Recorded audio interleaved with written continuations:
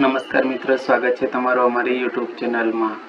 મિત્રો, એનપીસીએલ executive trends requirement 2025 આવી ગઈ છે.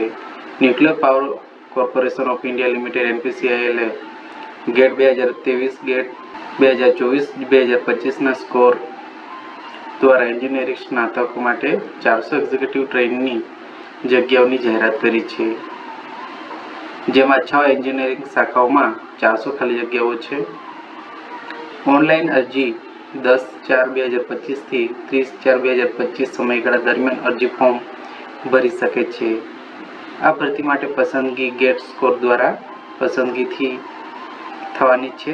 પરીક્ષા અલગથી લેવાશે નહીં, તેમજ કાયમી જગ્યાઓ છે. એન્જિનિયરિંગની અલગ અલગ શાખાઓમાં ખાલી જગ્યાઓ માટે ભરતીની વિગતવાર માહિતી મેળવી લેશું. તે પહેલાં મિત્રો, વિડીયો પસંદ પડે તો વિડીયોને લાઇક શેર કરી દેજો, તેમજ ચેનલને સબસ્ક્રાઇબ કરી દેજો. તો વિડીયોની શરૂઆત કરીએ. પોસ્ટની માહિતી મેળવીએ મિત્રો, તો કેટેગરી અને ડિટેલ્સ જોઈએ. જેમ organisation NPCL department of atomic energy. Total પોસ્ટની વાત કરીએ તો 400 પોસ્ટ માટે ભરતી થઈ રહી છે, જેની ઓનલાઈનની સત્તાવાર વેબસાઇટ છે npcelcareers.co.in, જેની અરજી કરવાની લાસ્ટ ડેટ છે 30 એપ્રિલ 2025 રહેવાની છે.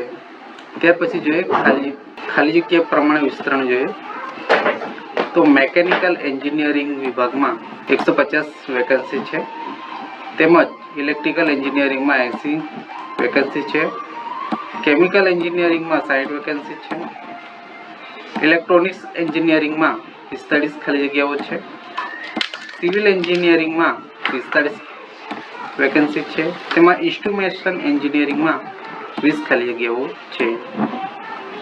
ત્યાર પછી એજ્યુકેશન ક્વોલિફિકેશન જોઈએ તો full time BE BTech BSc એન્જિનિયરિંગમાં 60% માર્ક્સ સાથે પાસિંગ માર્ક હોવા જોઈએ. ત્યાર પછી સંબંધિત વિષયમાં માન્ય ગેટ 2023-24-2025 સ્કોર પ્રમાણે ક્વોલિફિકેશન. ત્યાર પછી જોઈએ એજ લિમિટ 30/4/2025 મુજબ.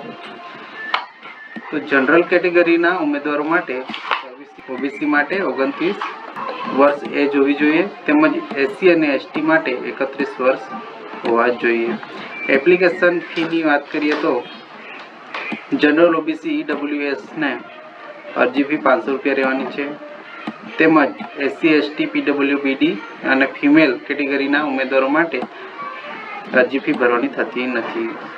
સિલેક્શન પ્રોસેસ વાત કરીએ તો ગેટ સ્કોરના આધારે થવાના છે, એટલે કે કોઈ પ્રકારની એક્ઝામ રહેવાની નથી. ત્યાર પછી પર્સનલ ઇન્ટરવ્યૂ. અરજી કરવાની જે રીત છે એ એનપીસીએલની ઓફિશિયલ પોર્ટલ npcelcareer.co.in ઉપર જઈને રજિસ્ટ્રેશન કરવાનું રહેશે. ત્યાર પછી અરજી ફોર્મ ભરવાનું રહેશે. ગેટ સ્કોર, ડિગ્રી પ્રમાણપત્રો, ફોટો અને સહી અપલોડ કરવાનું રહેશે. ત્યાર પછી જરૂરી અરજી ફી ચૂકવવાની રહેશે જે લાગુ પડતું હોય તો. ત્યાર પછી અરજી ફોર્મ સબમિટ કરી તેની પ્રિન્ટ લઈ લેવાની રહેશે. તો મિત્રો, આ હતી એનપીસીએલ એક્ઝિક્યુટિવ ટ્રેનની ભરતીની અગત્યની માહિતી. તો મિત્રો, વિડીયો પસંદ પડ્યો તો વિડીયોને લાઈક શેર કરી દેજો, તેમજ ચેનલમાં નવા હોય તો ચેનલને સબસ્ક્રાઈબ કરી દેજો. મળી આવી જ માહિતી સાથે. ત્યાં સુધી જય હિન્દ.